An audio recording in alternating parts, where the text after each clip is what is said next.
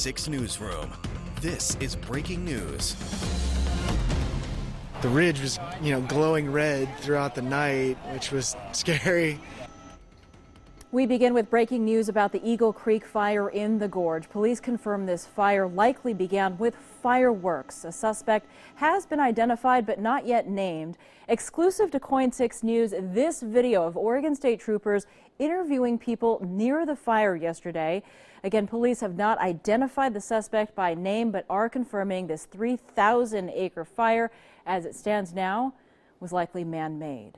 Welcome to KOIN 6 News. I'm Anna Canzano. Chris Holmstrom has the night off. We can also tell you that those 140 hikers made it to safety, having spent the night near the flames.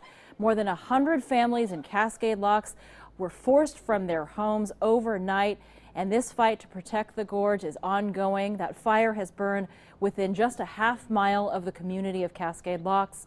130-some families told early this morning they needed to get out, and it needed to happen immediately.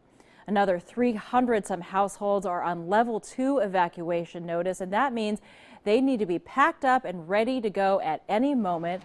This as we are watching live footage once again from Chopper 6, which is over a portion of this Eagle Creek fire in the Columbia River Gorge. It started yesterday around 4 in the afternoon. We understand now that it was likely fireworks. The fire actually trapped a group of hikers overnight. They were trapped between the Indian Creek fire, which was previously burning, and this fire, which started in the afternoon. But they were in a safe area. They were told to shelter in place, and overnight just teams of volunteers and first responders worked together to bring them supplies and make sure that they were safe and make sure that they had enough materials and supplies to make it through the night and into this morning. Happy to report that they hiked out to safety and reunited with their families tonight. For more on that part of the story, let's talk with Jennifer Dowling. Jennifer, good evening. Good evening, Anna. What you're looking at right now, we're below the Bridge of the Gods on the Oregon side, and the hikers were coming out of the Eagle Creek Trail to get their cars this afternoon. Now you're looking at fire that has actually jumped the ridge. The Eagle Creek Recreation Site is pretty close to that fire that's burning now. It's not incredibly close, but you can see just how dangerous the situation that is. We have some torching going on a little bit, and that fire is definitely moving down the ridge here. A lot of folks with us right now kind of looking at the scene here and gasping a little bit when they see one of those trees go up. It is a very significant fire, and those hikers that were rescued, well, we talked to them just a couple hours ago. They were getting off a big yellow bus, super excited to be with friends and loved ones, and amazingly in pretty good spirits. We're maybe like 20 yards away from it, and we're burning. It was hot. Noah Brown and his friends were hiking to their cars when a group approached them, warning them about the huge fire blocking the trail. We turned the corner, and you could hear it. The weirdest thing I think was the sound of the fire before you saw it. Like it was just a raging, almost sounded like the ocean. But we turned the corner and you can see the smoke and the heat just kind of hit you like a wall. It was like, whoa, it was big. The hikers trapped between the Eagle Creek fire and the Indian Creek fire that's been burning since July 4th realized they had to turn around and head to Tunnel Falls to spend the night. By the time we got there, it was like pitch black, and so the fall itself, we're walking there, and there's like you have like a wire and then just a straight drop, and it's like wet rock, and so it's kind of worried. I was kind of worried about other people, like maybe slipping off or something. Once at Tunnel Falls, they slept on the ground with around 150 others with few supplies. Just laid down on the dirt and huddled together, trying to stay as warm as possible. They estimated their hike out was 14 miles. They started at around 5 a.m. and were very happy to be reunited with their parents and loved ones who met them following the ordeal. It was weird at first, but a couple people that were kind of experienced in fire, like dangers and stuff like that, kind of took the lead and helped us, and everybody was in really good spirits and good moods.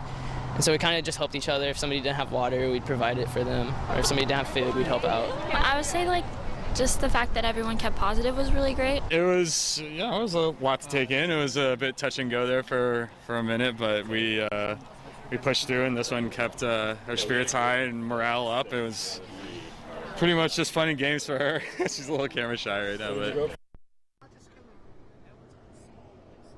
So again, those hikers very relieved to be reunited with loved ones. The biggest thing that they said they were excited for after getting off those buses, real food. That's the overwhelmingly large thing that we heard that they were looking forward to. Now, good news also, no serious injuries reported from all those hikers, 153 of them. That's what the Hood River County Sheriff's Office said. Only one person taken to the hospital for treatment for exhaustion and dehydration. Back to you. What an incredible effort by everyone involved. Jennifer, thank you. More than 130 families got a knock on the door in the middle of the night, telling them the fire was so close they had to get in their cars and go, taking only what they absolutely needed. Our Lisa Balick spoke with some of those now camped across the Columbia River at the Skamania County Fairgrounds, and she joins us live now. Lisa, this has to be so stressful for them. It's unbelievable. They are so close, yet so far. Take a look across the river from homes and businesses. They can't even see through the thick smoke. It's about a half-mile now from the out-of-control fire. 3 a.m. A sheriff officer came to our house and told us that we were at level 3 and we had to evacuate our house, that we only had 30 minutes to get out. 13-year-old Samuel Ucan and his family moved into their Cascade Locks home just a few weeks ago. A home now that could be gone. It's like right in the middle of the fire. It's like right there. The families who rushed out in the middle of the night can only watch with faces as grim as the sky, waiting for a glimpse of hope.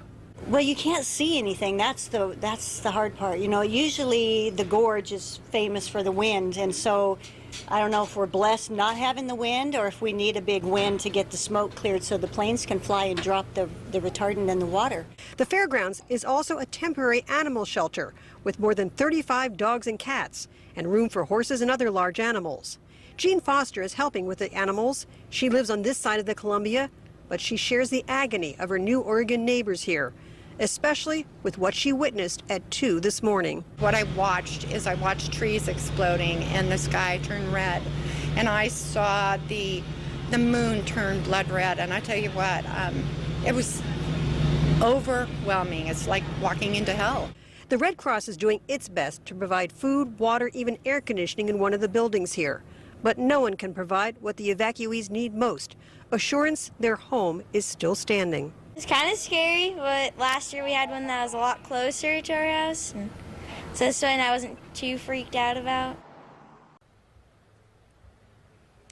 Now, people here are even eating their meals with their eyes still across the river at what's behind that cloud of smoke. We've seen several spotter planes going by. We have not seen any water drops, we're told, because of the smoke and the way the winds are right now. They just can't get in there just yet. Now, how can you help? Stay out of the area. Many of the hiking trails are now closed. Also, if you're driving on I-84 or SR-14, please don't pull over. Police say they've got to spend all their resources over there with that fire. They don't want to have the accidents on the highways. They say that's one thing they're starting to see is a lot of people rubbernecking.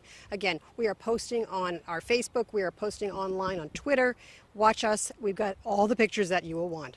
Live in Stevenson, Lisa Balick, KOIN 6 News. How unnerving for those folks to have a front row seat to the fire that might burn down their homes. Wow, intense. Lisa, thanks for your reporting.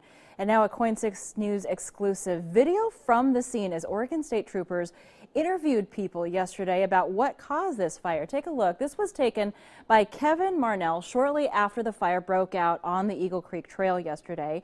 He says 2 young men appeared to be detained by the troopers. Marnell was just finishing a hike with friends from Portland State University when they heard a troubling sound. He paid a visit to us here at the KOIN 6 studios to talk about it. My friend and I were hiking and we heard this loud bang. It sounded like a shotgun blast.